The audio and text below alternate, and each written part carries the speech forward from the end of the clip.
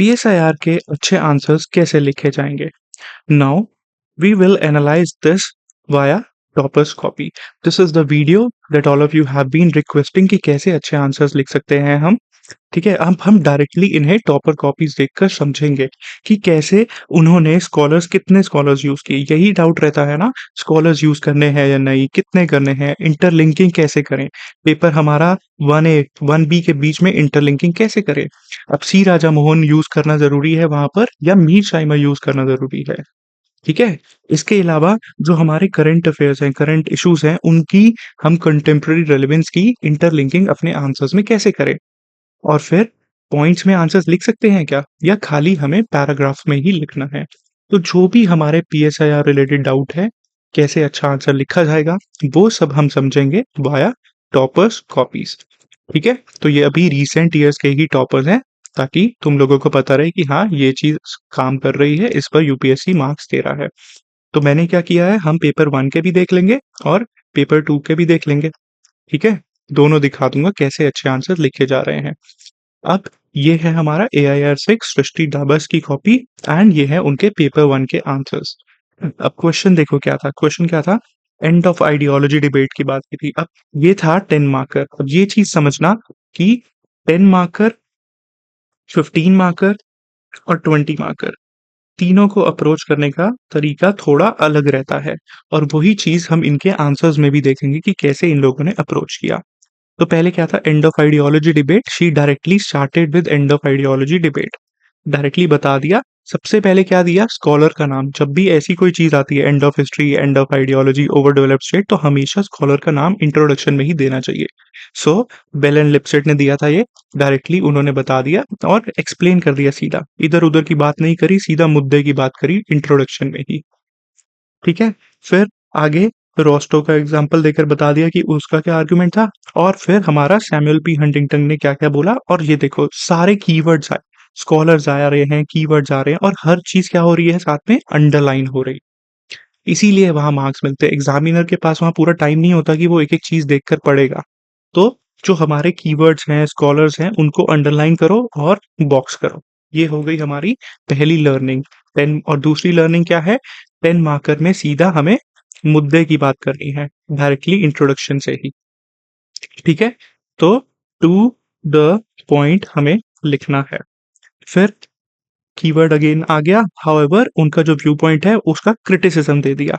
ठीक है, जब भी शॉर्ट नोट है, क्योंकि इससे ज्यादा और कुछ लिखने को है नहीं उसमें, तो हमें क्रिटिसिज्म भी दिखाना पड़ेगा। अब नाउ क्रिटिसिज्म में देखो, she did a great thing, कैसे स्मार्टली यूज किया कि मार्क्सिस्ट ने क्या बोला है, पोस्ट कॉलोनियलिस्ट ने क्या बोला है। तो again what she did was, PSIR के हमारे जो पर्सपेक्टिव्स होते हैं, आइडियोलॉजीज होती हैं, कि फेमिनिस्ट क्या बोलते हैं, पोस्ट कॉलोनियलिस्ट, मार्क्सिस्ट क्या बोलते हैं, तो उन सबके थ्रू शी शोड क्रिटिसिज्म कर कर दिखा दिया।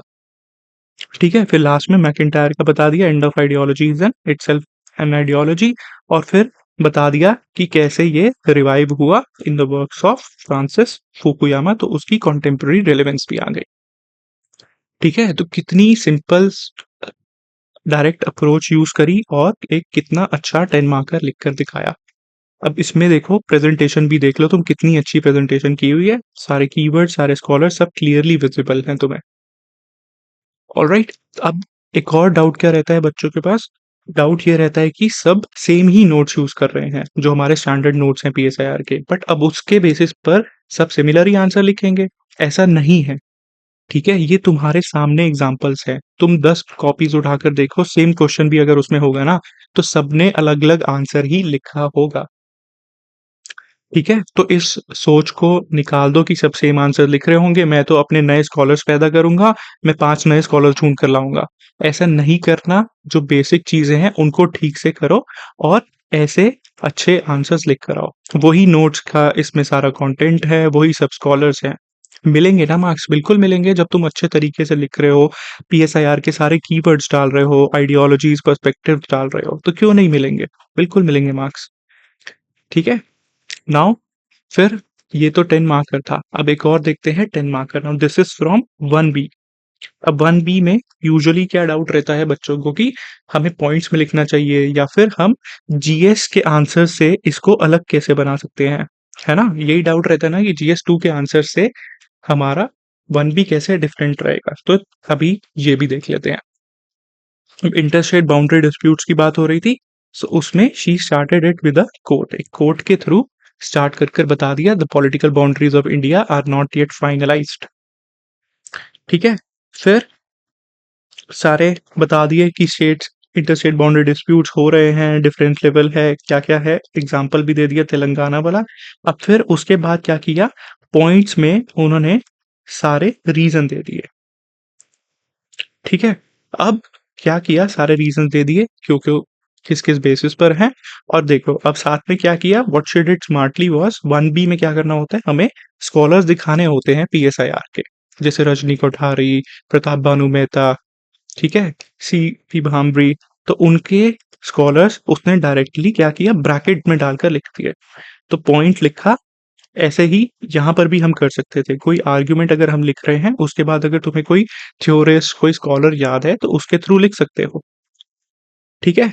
जैसे end of ideology is itself an ideology, तो मैकइंटायर बाद में भी लिख सकते हो, ऐसे यहाँ पर ब्रैकेट में डालकर।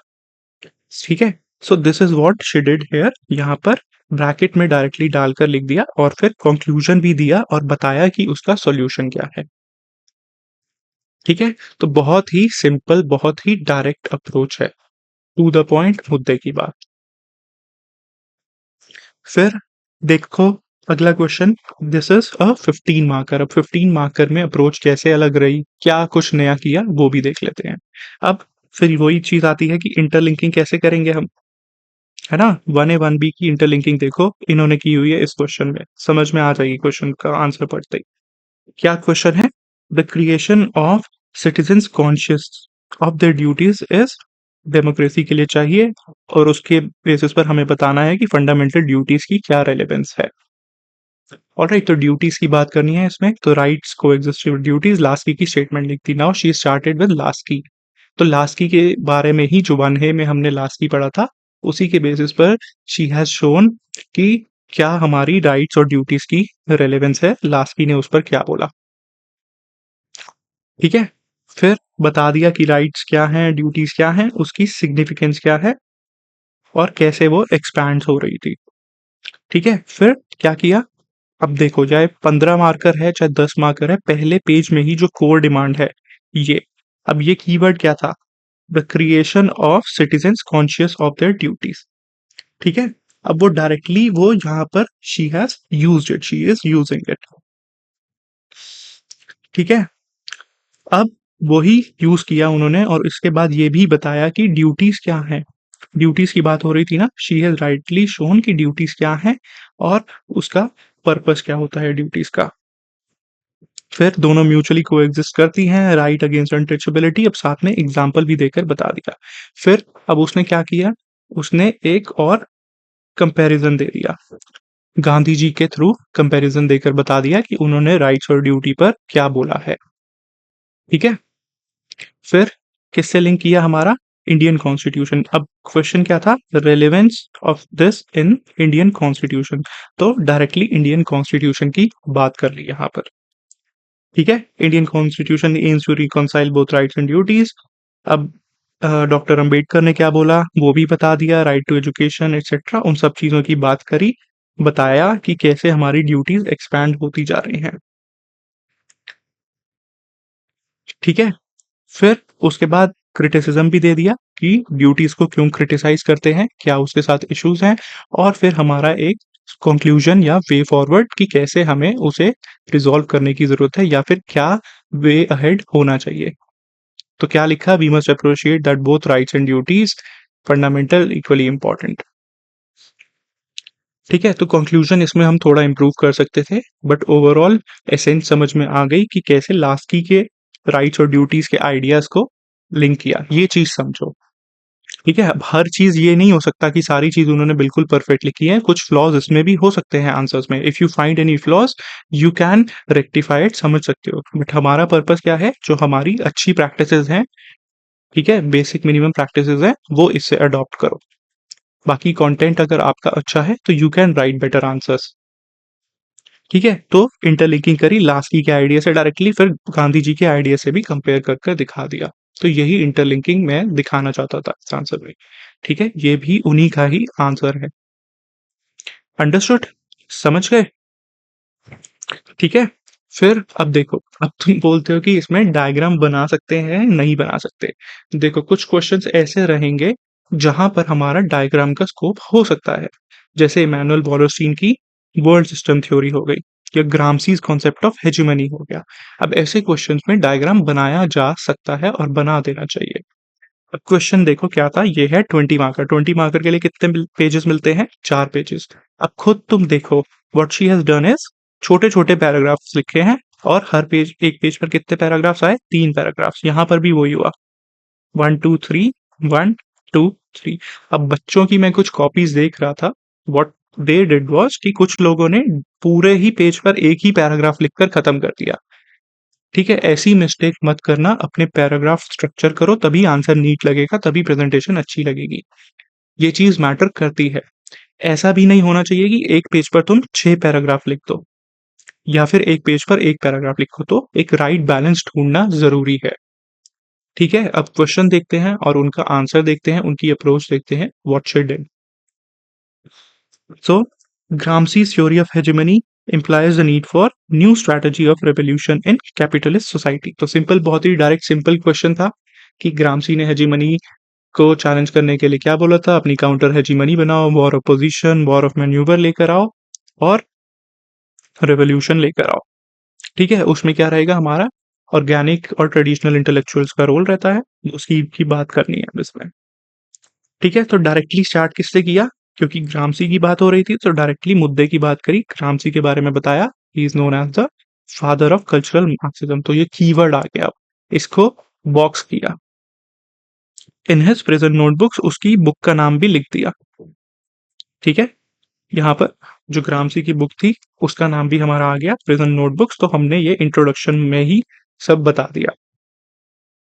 अब उसके बाद शी हैज एक्सप्लेन कि मार्क्स के आइडिया से कंपेयर करके दिखाया कि मार्क्स के लिए क्या था, इकोनॉमी, सुपर स्ट्रक्चर, और वही सारी बातें करी। अब फिर उसको ग्रामसी ने कैसे चेंज किया, और ग्रामसी कैसे उसको हेजीमनी के बारे में बताया, उसके साथ लिंक किया।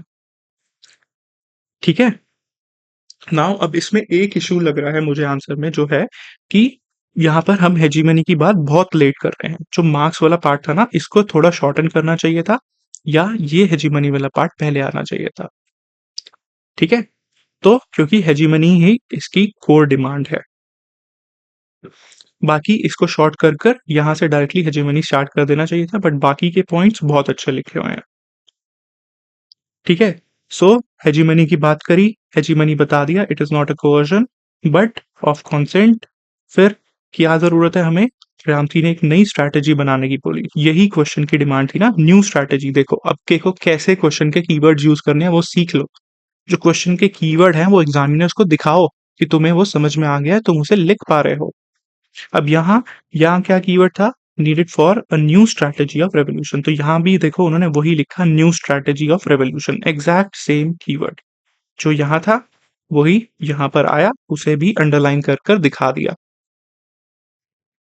ठीक है, he calls for the formation of counter hegemony of the subaltern classes.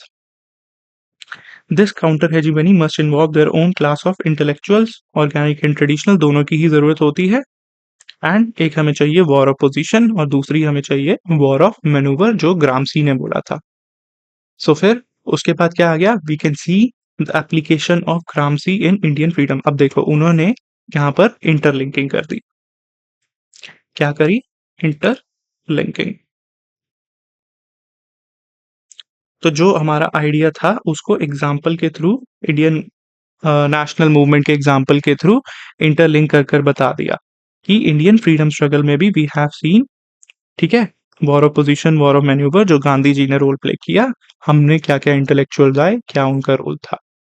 Alright, तो दिस इज वेरी गुड, ये करना चाहिए इंटरलिंकिंग। ऐसे अपने आइडियाज को थ्योरी से, एग्जाम्पल से, करंट इवेंट से लिंक करना चाहिए। Hence Gramscian movements are actually intellectual revolution, theoretician of superstructure इसीलिए बोलते हैं, और अल्थुसर ने भी उसको क्या बोला है, वो लिखकर बता दिया। ठीक है, तो overall a very well attempted answer, but ये पार्ट थोड़ा पहले आ जाना चाहिए था। ठीक है? और वही सुपर स्ट्रक्चर का डायग्राम भी देख लो, ऐसा डायग्राम बनाना चाहो तो बना सकते हो। No one is stopping you from making such diagrams. ठीक है, अंडरस्टूड। समझ में आ गई बेसिक अप्रोच हमारी क्या रहेगी। स्कॉलर्स, कीवर्ड्स, कोर डिमांड सब कुछ दिखना चाहिए, प्रेजेंटेशन क्लियर होनी चाहिए।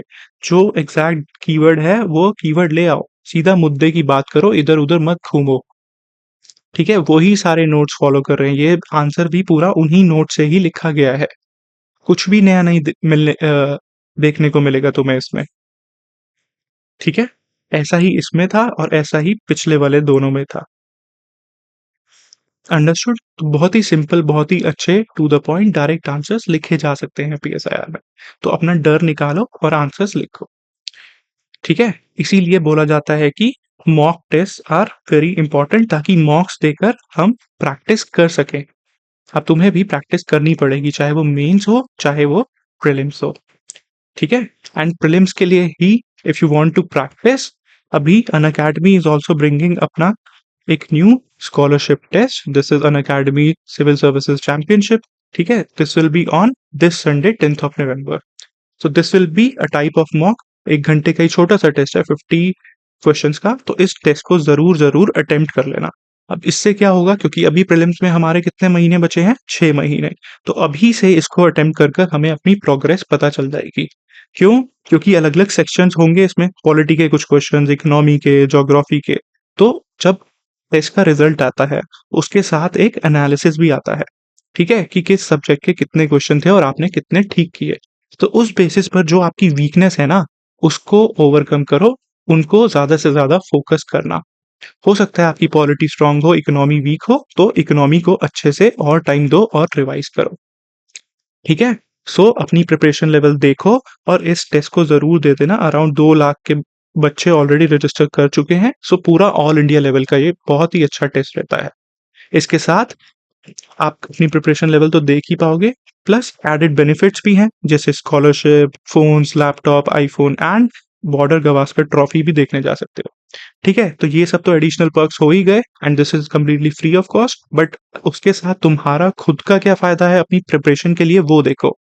तुम अपनी प्रिपरेशन का लेवल देख पा रहे हो, और आगे 6 महीने की तुम्हारी क्या स्ट्रैटेजी होगी, वो तुम इस टेस्ट के थ्रू देख सकते हो, समझ सकते हो, और फिर आगे की स्ट्रैटेजी शेप कर सकते हो। ठीक है, तो इसे जरूर दे देना। संडे को 2 स्लॉट्स में है, कोई भी एक स्लॉट में आप रजिस्टर करके दे देना। We will provide the link description में भी और कमेंट्स में भी। ठीक है, अब इसके बाद हम चलते हैं अपना पेपर 2 के आंसर्स देखने। पेपर 2 में हम देखेंगे AI-17 स्वाति शर्मा के। तो अब देखो पेपर 2 को कैसे अप्रोच किया हुआ है। ठीक है, इसमें भी हम वही सिमिलर, पहले 10 मार्कर देख लेते हैं। अब ये 10 मार्कर है। सो क्या क्वेश्चन था, क्वेश्चन पढ़ो पहले। Discuss the role of MNCs in shaping the politics across the developing countries. बहुत ही simple direct question, and again this was a 10 marker. तो कैसे उन्होंने अप्रोच किया, आओ देखते हैं। MNCs के बारे में बता दिया, ट्रांसनेशनल लोन्स डायरेक्टर। फिर देखो डायरेक्टली वो थ्योरी लेकर आ गई। Paper 2 is all about theory, मैं पहले भी बोल चुका हूँ। अब देखो कैसे उन्होंने थ्योरी अप्लाई की है पेपर 2 में। सी राजा मोहन तुम्हें देखते हैं कितनी बार दिखेगा और थ्योरी कितनी बार दिखेगी। ठीक है, तो she brought the realist school of thought believes in state centric world order, MNCs in influencing state sovereignty. तो रियलिस्ट के थ्रू उन्होंने बता दिया कि उनको क्या लगता है। फिर लिबरल्स ले आए, लिबरल्स लेकर आ गई। लिबरल्स के थ्रू उन्होंने बता दिया कि MNCs क्या है, पॉजिटिव रोल प्ले कर रही हैं, ग्लोबलाइजेशन से क्या क्या बेनिफिट हुए हैं। ठीक है, however again again perspective, Marxist को क्या लगता है कि ग्लोबलाइजेशन से ड्रेन ऑफ वेल्थ हुई, डेवलपमेंट ऑफ अंडर डेवलपमेंट हुई। तो बहुत ही अच्छे तरीके से, excellent way, she has used the theory, she has done the linking of all the perspective, चाहे वो रियलिज्म हो, लिबरलिज्म, मार्क्सिस्ट, सबके पर्सपेक्टिव दिखा दिए और सारे कीवर्ड्स सिखाए, डेवलपमेंट ऑफ अंडर डेवलपमेंट। ठीक है, तो इन्होंने भी यही किया था। Srishti also was doing this and Swati is also doing this. Alright, फिर फेमिनिस्ट ने क्या बोला है, उन्होंने भी बोला है it has led to exploitation, and फिर कंक्लूजन बता दिया, hence have thereby played a instrumental role in trafficking with aids and instrument. ठीक है, तो अब कंक्लूजन थोड़ा सा ठीक नहीं है, बैलेंस नहीं है, क्योंकि एक साइड पर हम क्रिटिसिज्म दिखा रहे हैं इतना। ठीक है, but again see the points. See how she has shown perspectives के थ्रू अलग अलग एमएनसीज का रोल। अब वरना हम क्या करते हैं, वरना हम एक ही डायमेंशन में लिखते जाते हैं कि एमएनसीज ने ये किया, एमएनसीज ने वो किया। बट हमें क्या करना है, हमें थ्योरी का सहारा लेना है, पीएसआईआर की थ्योरी का सहारा लेना है। और क्या करना है, हमें हमें यूज करने हैं अपने कीवर्ड्स। इन दोनों चीजों को खास ध्यान में रखना, हमारा फोकस इसी पर ही होना चाहिए। थ्योरी, कीवर्ड्स, फिर एग्जांपल्स एंड इंटरलिंकिंग।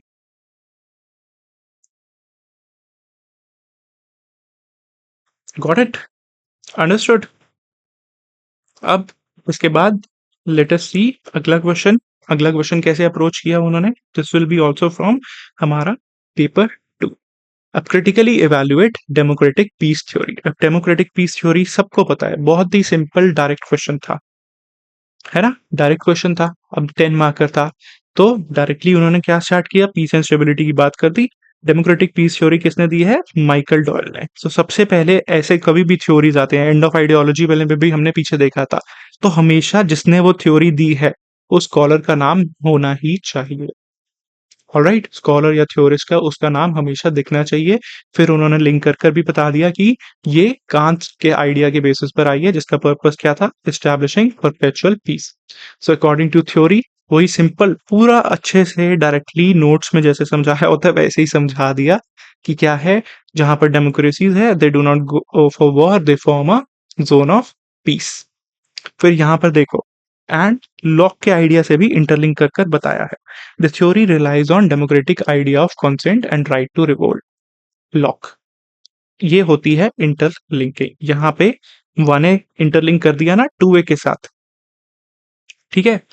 हमने देखा था सृष्टि ने भी यही किया था, ब्रैकेट में डालकर स्कॉलर का नाम लिख सकते हो डायरेक्टली, ठीक है? तो जहां भी मौका मिले इसको हमेशा स्प्रिंकल किया करो ऐसे। जो हमारे थ्योरिस्ट हैं उनको हमेशा स्प्रिंकल करना, हमारी थ्योरीज, कीवर्ड्स सब आंसर में ये दिखना चाहिए। फिर क्या है, they form zone of peace बनाते हैं, ठीक है? द थ्योरी, अब ये था क्रिटिकली इवैल्यूएट। क्रिटिकली इवैल्यूएट था तो इसमें हमारा इसका क्रिटिसिज्म भी आना चाहिए था। तो क्रिटिसिज्म के लिए उन्होंने क्या बोला है, थ्योरी का क्रिटिसिज्म क्या था, फॉर एडवांसिंग द यूएसए के नेशनल इंटरेस्ट, ठीक है? फिर अगेन रियलिस्ट ने क्या है उसका क्रिटिसिज्म किया, वो भी हमने दिखा दिया। और फिर आज के टाइम में उसकी क्या रेलेवेंस है उसको भी बताया, और कॉम्प्लेक्स इंटरडिपेंडेंस से भी उसको लिंक कर कर दिखाया, ठीक है? कि this is not the only factor, complex interdependence भी है जिसकी वजह से ऐसा हो पा रहा है। और वो एक क्वेश्चन मार्क पुट फॉरवर्ड कर रही है ऑन डेमोक्रेटिक पीस थ्योरी। तो ये कॉन्टेम्प्ररी टाइम्स का भी लिंकेजेस उसके साथ आ गया। एंड अगेन क्या, पीएसआईआर का कीवर्ड हमारी थ्योरी, कॉम्प्लेक्स इंटरडिपेंडेंस की, उसको यूज किया आंसर, ठीक है? तो पेपर 2 में अगर स्कोर अच्छा नहीं आ रहा तो इस चीज को अभी ध्यान रख लो, तुम्हें थ्योरीज यूज करनी पड़ेंगी। ऐसी थ्योरीज, ऐसे कीवर्ड्स अपने आंसर्स में स्प्रिंकल करने पड़ेंगे। वहां सी राजा मोहन को छोड़ देना, ठीक है? कहीं दिखा अभी तक सी राजा मोहन? कहीं भी नहीं दिखा, आगे भी नहीं दिखेगा। The concept of over developed state, ठीक है? तो कैसे इन्होंने इसको अप्रोच किया, सिंपल बता दिया, किसने दिया, हमजा अल्वी ने, थर्ड वर्ल्ड कंट्रीज ने। अब यहाँ पाकिस्तान का मेंशन कर देना चाहिए था, जो उन्होंने किया नहीं, ठीक है? फिर अकॉर्डिंग टू एलबी क्या है, economic structure, political structure imported है, ब्यूरोक्रेटिक मॉडल है, ठीक है? फिर रिग्स की अपनी प्रिज्मेटिक सोसाइटी से भी उनको लिंक कर कर बता दिया।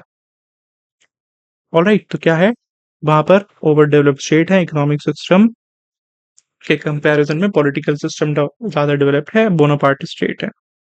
फिर उसके बाद क्या बताया, it's significant to understand the governability and legitimation crisis in post colonial states. अब उसको किससे लिंक कर दिया, लेजिटिमेशन क्राइसिस से। So this linking you can also do, अपने जो थ्योरीज हैं, अपने आइडियाज हैं, उनको आपस में लिंक कर सकते हो, ठीक है? This is again a very simple, very basic direct approach, जो कि हम हमारी जो आंसर राइटिंग की वीडियोस थी ना उसमें भी वी हैव शोन दिस, उसको भी देखोगे तो आपको समझ में आ जाएगा। अब नेक्स्ट क्वेश्चन देखते हैं। Now this question is a 20 marker, ये बहुत अच्छा आंसर लिखा हुआ है, इस आंसर को देखो और समझो। अब कुछ क्वेश्चंस क्या होते हैं हमारे वहां पर जिसका आंसर हमें बनाकर लिखना पड़ता है। ठीक है, मान लो 20 मार्कर का कोई क्वेश्चन आ गया जिसको तुम्हें बनाकर लिखना पड़ेगा। अब उस आंसर को लिखने के लिए हमेशा थ्योरी का सहारा लेना। ठीक है, जितनी ज्यादा थ्योरी का सहारा लोगे उतना तुम सेफली उसको आंसर कर पाओगे। अब इस आंसर को देखकर मुझे लग रहा था कि इस आंसर के लिए इनके पास पूरी नॉलेज नहीं थी या लिमिटेड ही नॉलेज थी, बट लिमिटेड नॉलेज के बेसिस पर ही बे, उसके बेसिस पर भी इन्होंने बहुत अच्छा आंसर लिखा है। ठीक है, सो इट इज पॉसिबल। क्यों, कैसे, आओ देखते हैं कैसे लिखा। तो क्वेश्चन क्या था, elaborate the concept of deterrence. Deterrence क्या होती है, discuss the potential of nuclear deterrence in South Asia. Alright, तो न्यूक्लियर हमारी जो डेटरेंस है उसकी साउथ एशिया में क्या रिलेवेंस है और डेटरेंस का मतलब क्या है, दोनों चीजें हमें समझानी है, एड्रेस करनी है। और ये 20 मार्कर है तो 4 पेजेस मिलेंगे। पहले 2 पेजेस ये रहे और नेक्स्ट 2 पेजेस ये रहे। तो देखो, सो सबसे पहले बता दिया डेटरेंस क्या है, it is the key concept. देखो, हर चीज में की कॉन्सेप्ट लिखना इज नॉट राइट। उसको लिंक किया उसके बाद गेम थ्योरी से और स्कॉलर का नाम डाल दिया कि इन्होंने दिया है, गेम थ्योरी वाले स्कॉलर्स। फिर deterrence is alternative to balance of power. Alright, कि that deals with management of power, कैसे मैनेजमेंट पावर किया जा सकता है। अब यहाँ पर एक गलती हो रही है कि डेटरेंस अभी तक समझा देना चाहिए था कि डेटरेंस है क्या। ठीक है, सो अब यहाँ उन्होंने थर्ड पैराग्राफ में जाकर समझाया है कि it rallies on the concept that starting a war against the state can bring destruction. तो डेटरेंस क्या बोलती है, उसकी मीनिंग क्या है, उसका एसेंस क्या है, वो बता दिया हमने, यहाँ पर समझा दिया। फिर देखो, फिर अगेन पर्सपेक्टिव आ गया कि नियो रियलिस्ट जैसे कि केनेथ वॉल्ट्स और Mearsheimer in their polarity power thesis. अब यहाँ थ्योरी कोई तुम्हें बोलेगा नहीं आकर ऐड कर देना, यहाँ पर ये आनी चाहिए, तुम्हें खुद सोचना है, ये तुम्हें खुद प्रैक्टिस करनी है लिखने की, मॉक्स के थ्रू, आंसर राइटिंग के थ्रू, तभी तुम्हें समझ में आएगा इसको कैसे ऐड ऑन करना होता है, स्प्रिंकल करना होता है। ठीक है, तो यहाँ बहुत ही अच्छे तरीके से she added neorealism, Kenneth Waltz, Mearsheimer और पोलैरिटी ऑफ पावर थीसिस, और बताया कि कैसे nuclear deterrence and presence of bipolar world made the cold war a cold peace. ठीक है, डेटरेंस, न्यूक्लियर डेटरेंस की वजह से ही cold war didn't turn into a hot war. After the bombings, nuclear deterrence के ऊपर क्वेश्चन मार्क आ गया था। ड्यूरिंग कोल्ड वॉर मैड आ गया, म्यूचुअली, अब ये फिर कीवर्ड आ गया, is credit to ensure deterrence. तो वो पूरा अभी डिटरेंस के बारे में ही समझा रही हैं और उसको थोड़ा थ्योरी से लिंक कर रही हैं। ठीक है, फिर now she jumps on to nuclear deterrence. Nuclear deterrence believes that preemptive first strike or another nuclear state can bring mutual destruction. ठीक है, simple idea. The concept of nuclear deterrence is often linked to security dilemma, where increasing the capabilities of power, even for defensive purpose, can lead to offensive attacks by the states. ठीक है, तो security dilemma से भी link कर दिया। दो अभी जो चीज समझाई है वो ठीक से समझ में नहीं आ रही इनके यहाँ पर, बट द एसेंस इज कि वो सिक्योरिटी डिलेमा से यही बताना चाह रहे थे कि सिक्योरिटी डिलेमा हो जाएगी और उसकी वजह से क्या होगा, न्यूक्लियर प्रोलिफरेशन होगी। ठीक है, बट उसके बावजूद भी deterrence is working because countries are not using nuclear weapons, they are not going for war. फिर क्या है, they rely on rational actor. तो ये सारी चीजें बता दी। ठीक है, अब आई साउथ एशिया की बारी। अब साउथ एशिया पे she started linking the potential of nuclear deterrence in South Asia is question. ठीक है, South Asia is home to 3 nuclear power, बता दिया कि कैसे कैसे है, इंडिया चाइना, इंडिया पाकिस्तान, और फिर अगेन थ्योरी ऑर्गेन्स की पावर ट्रांजिशन थ्योरी, उसमें उसने बता दिया कि कैसे वॉर हो सकती है। फिर बताया कि कैसे there will always be a threat of nuclear war. ठीक है, अभी के लिए न्यूक्लियर डिटरेंस चल रही है बट वी नेवर नो, क्योंकि पाकिस्तान एक रेशनल स्टेट नहीं है, उस पर ट्रस्ट नहीं किया जा सकता। ऑलराइट, फर्स्ट उसके बाद she jumped on to the conclusion कि आज भी देयर शुड बी टैबूज और उसके लिए नॉर्म्स हमें बनाने की जरूरत है फॉर अ सेफर वर्ल्ड। तो अब दो, तुम्हें लग रहा है कि कंटेंट वाइज वीक है, थोड़ी अंडरस्टैंडिंग वीक है, इसीलिए मैंने बोला था कि इस आंसर में ऐसा लग रहा है कि उन्होंने थोड़ा लिमिटेड नॉलेज के बेसिस पर बनाया है। बट अगेन आंसर अच्छा बनकर क्यों आया? आंसर में कुछ अच्छी चीजें थी, वही हमें अच्छी चीजें पकड़नी है और वो सीखनी है। क्या? Good use of keywords, good use of PSIR की थ्योरी एंड थ्योरिस्ट। यहाँ पर new realism, Kenneth Walsh, polarity of power thesis use करी थ्योरी। ठीक है, फिर यहाँ मैट का जिक्र किया, वो यूज किया। उसके बाद भी शी यूज्ड सिक्योरिटी डिलेमा, यहाँ रेशनल एक्टर्स आ गया। फिर उसके बाद यहाँ पे क्या यूज किया? पावर ट्रांजिशन थ्योरी यूज करी। तो एक आंसर में she has used a lot of theories, जिसके बेसिस पर आंसर अपने आप अच्छा बन गया। तो जो आंसर तुम्हें नहीं भी आ रहा, वहां बनाकर लिखना पड़ रहा है, तो हमेशा थ्योरी का सहारा लेना, थ्योरी के बेसिस पर आंसर बनाकर लिखना। जरूरी नहीं है कि तुम्हें पूरा आंसर अच्छा आता हो, but again this is a relative examination, relative competition है। तुम्हारे कॉम्पिटिटर्स ने भी वही नोट्स पढ़े हैं, तुमने भी वही नोट्स पढ़े हैं, तो जितना तुम्हें आता है उससे भी उतना ही आता है।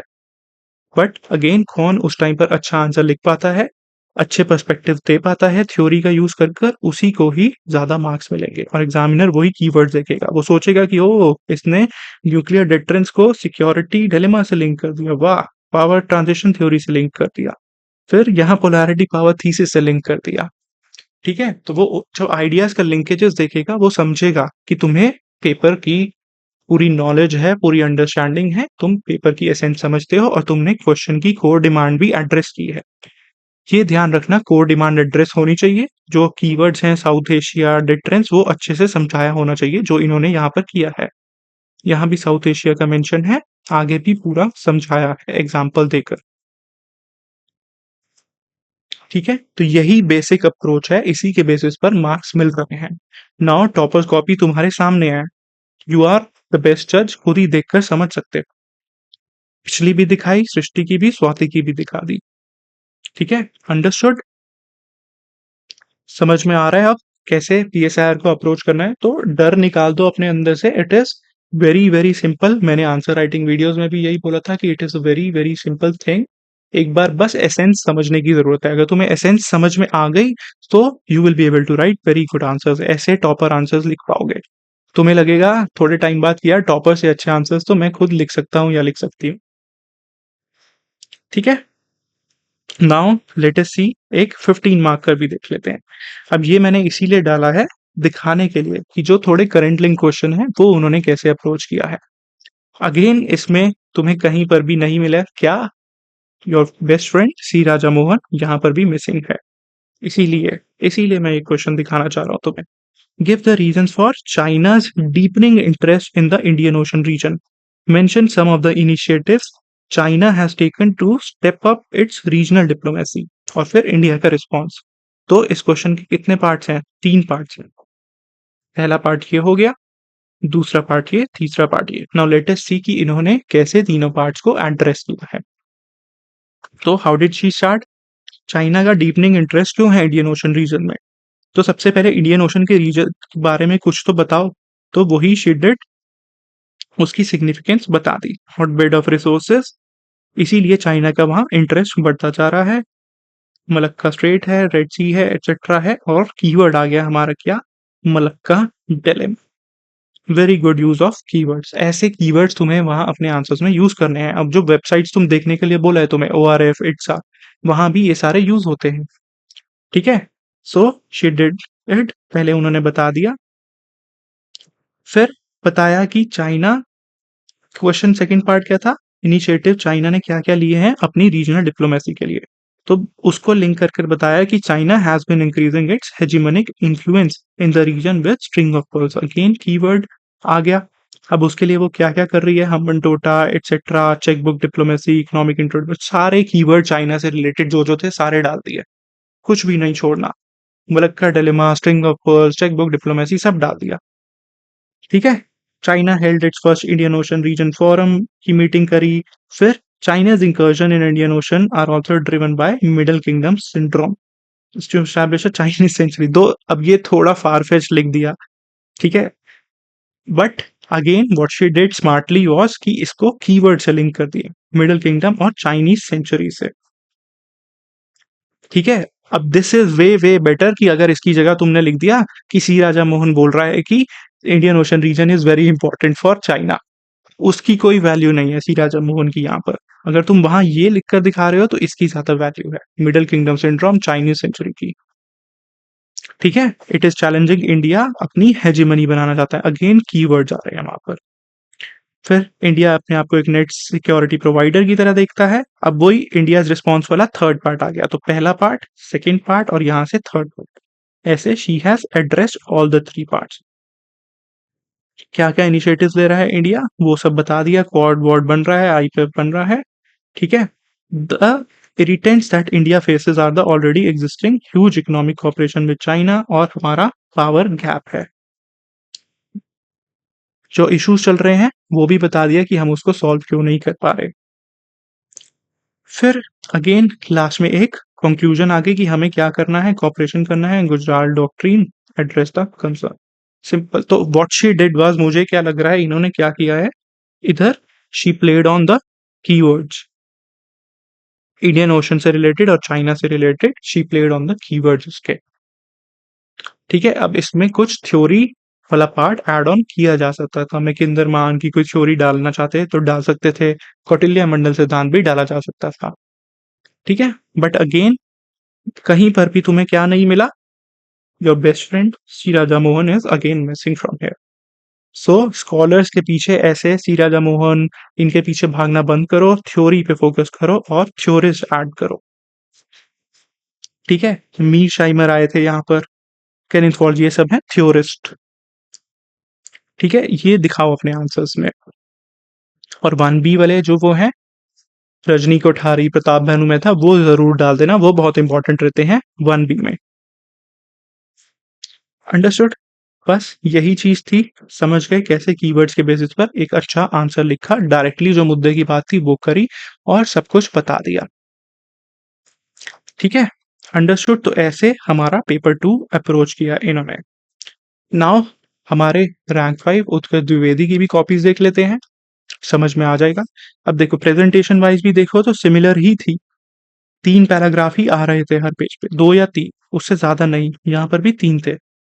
ठीक है, तो यही चीज ध्यान में रखना, 3 पैराग्राफ या 2 पैराग्राफ, ना ज्यादा ना कम। ऐसा ना हो कि 6 पैराग्राफ लिख दो और ऐसा भी ना हो कि एक ही पैराग्राफ लिख दिया, कोई बिना स्पेस बिना गैप दिए। अंडरस्टूड, बहुत ही बेसिक चीज है but yet it is important for you to understand. ठीक है, समझ गए। अब लास्ट हम देख लेते हैं कुछ उत्कर्ष द्विवेदी की भी, उनके भी आंसर्स अच्छे थे, ही also scored very good marks, तो देखना चाहिए कि क्यों अच्छे मार्क्स आए, कैसे अच्छे मार्क्स आए। सी, अब इन्होंने क्या किया, क्वेश्चन क्या था, the shared geography has always made Afghanistan an important subject of mutual interest for India and Iran. ठीक है, इंडिया एंड ईरान के लिए अफगानिस्तान क्यों इंपॉर्टेंट है, तो शेयर्ड ज्योग्राफी की बात हो रही थी, तो डायग्राम बनाकर दिखा दिया, बता दिया, though it is not neat clear नहीं है बट ऐसा डायग्राम वहां बनाया जा सकता है। अब स्टार्ट कैसे किया, Afghanistan has always been important, great games की बात कर ली, यूके यूएस 19th सेंचुरी, फिर वो लेकर आए यहाँ पर अपना स्कॉलर बुक ले आए, रॉबर्ट डी कैपलान ने क्या बोला है अफगानिस्तान को। ठीक है, अब उसकी इंपॉर्टेंस क्या है हमारे लिए दोनों के लिए, वो बताई, important subject of mutual interest. देखो वो जो कीवर्ड था ना एग्जैक्ट म्यूचुअल इंटरेस्ट, वो उन्होंने उठाकर यहाँ डाला और उसको अंडरलाइन कर दिखाया, म्यूचुअल इंटरेस्ट की बात करी। एंशिएंट टाइम से लिंक कर बता दिया कि पहले कैसे होता था, कैसे उसका प्रोग्रेस हुई, ईरान रेवोल्यूशन में उसका क्या रोल था, वो सारी चीजें कर बताई।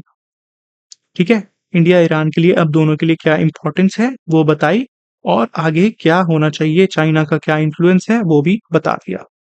ठीक है, जो थोड़ा ये एनालिटिकल क्वेश्चन था उसको उन्होंने अपनी अंडरस्टैंडिंग के बेसिस पर आंसर लिखकर दिखाया है और यहाँ पर डायग्राम भी ऐड किया है इसके लिए।